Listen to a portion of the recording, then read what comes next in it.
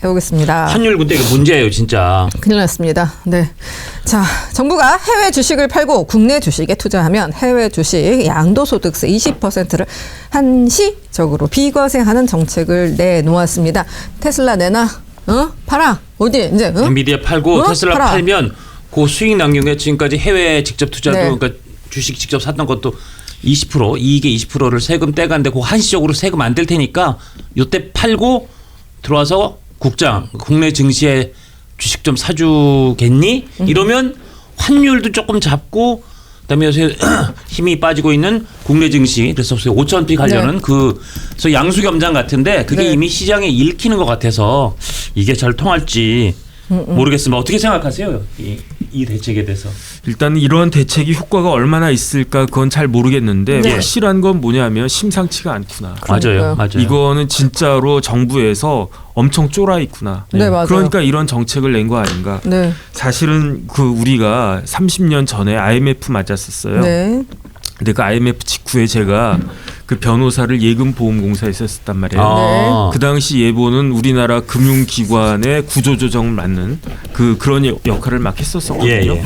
그래서 예보에 굉장히 전문가들이 많이 계셨었어요. 근데 제가 아직도 기억나는 게 물론 우리 장 국장님은 경제학과 나오셔가지고 저보다 경제에 대한 소양이 훨씬 더 깊으시지만 아닙니다. 그런데 제가 그때 어떤 이야기가 아직까지도 기억에 남느냐.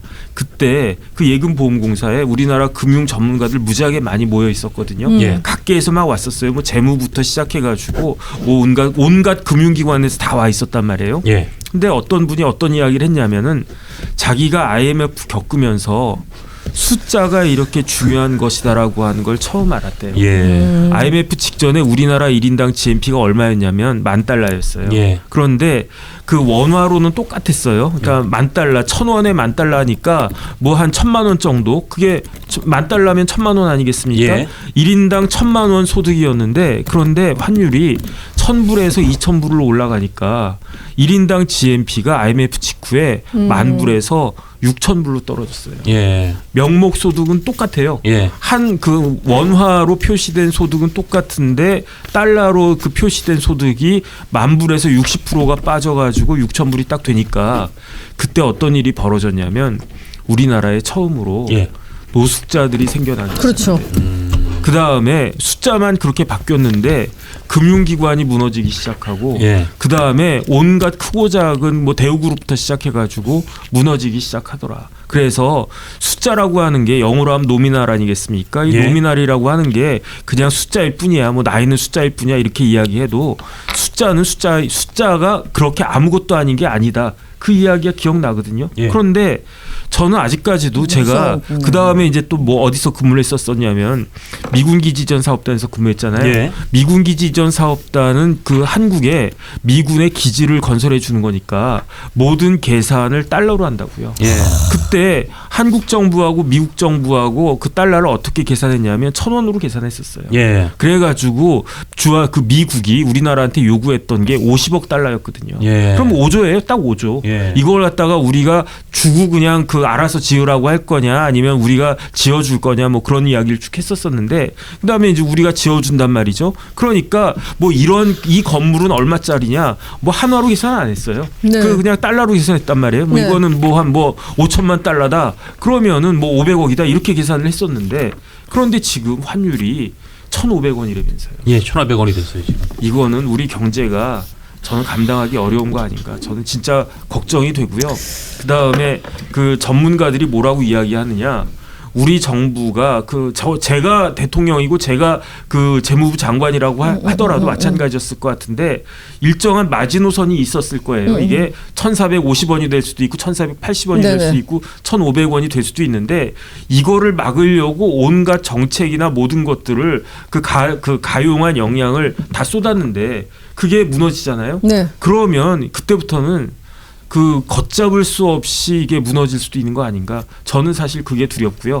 그다음에 IMF의 그 효과를 IMF의 효과를 제가 예금보험공사에서 몸으로 겪어본 사람이기 때문에 사실은 다른 분들 생각하는 것보다는 속으로는 저부터도 굉장히 쫄리고 있습니다, 지금. 그러니까 정부가 대처를 어떡해. 어떻게 잘 해야 되는데 지금 여야를 막론하고 이거 무너지면요. 우리나라 진짜 무슨 일이 벌어질지 모르겠다. 자꾸 그런 걱정이 현실화되는 것이 아닌가 싶습니다. 제가 이 자리에서도 말씀을 드렸고 또 다른 라이브에서도 말씀을 드렸는데 좀 환율 심상치 않다는 얘기를 제가 계속 이 비유로 말씀드렸어요. 애가 지금 열이 펄펄 끓고 있어요.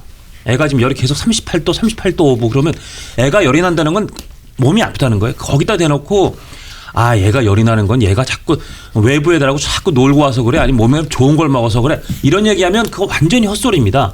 지금 환율이 이렇게 정말 1,500원 뚫고 올라갈 것처럼 원화 가치가 폭락하는 건 애가 열이 펄펄 끓는 겁니다. 근데 그 애 놓고 아이고 우리 애가 이거 손톱 좀 다듬어 줘야겠다. 에이 머리핀이 이렇게 안 이쁘니, 이런 얘기하고 있으면 펄펄 끓는 애를 놔두고 전혀 딴소리를 하는 거예요.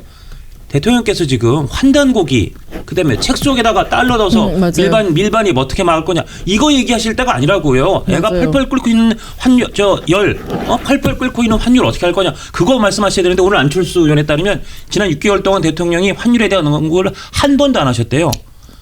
지금 열이 펄펄 끓는 애를 두고 손톱 다듬겠다, 머리핀 바꿔주겠다, 이런 얘기 하실 때 아니라고 생각합니다. 상황 대단히 심각하다고 지적하는 전문가들이 많아지고 있습니다. 네, 저도 이걸 적어놓고 있었는데요. 인천공항공사 업무 보고에서 달러가 등장을 하긴 했습니다. 예. 달러 환율은 아니고요. 100달러 지폐 책갈피에 숨겨서 밀반출을 하면 안 된다. 그런 내용이 있었죠. 네, 하지만 우리는 정말 열이 펄펄 끓는 아이를 봐야 하는 상황입니다.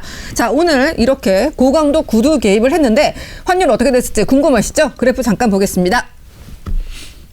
네, 뚝 떨어졌어요. 그다음에 떨어진 다음에 다시 좀 올라갈랑말랑한 분위기를 보이고 있고, 일단 지금 현재 1,456원입니다. 그런데 이거 오늘 구두 개입 안 했으면 어제 1,485원 근처에서 왔다 갔다 했으니까 오늘 1,500원 깼을 거야 라는 학자들의 분석이 언론을 통해 나오더라고요. 이 영상이 마음에 드셨다면 압도적인 좋아요와 구독, 알림 설정 부탁드립니다. 뉴스트라 타노스!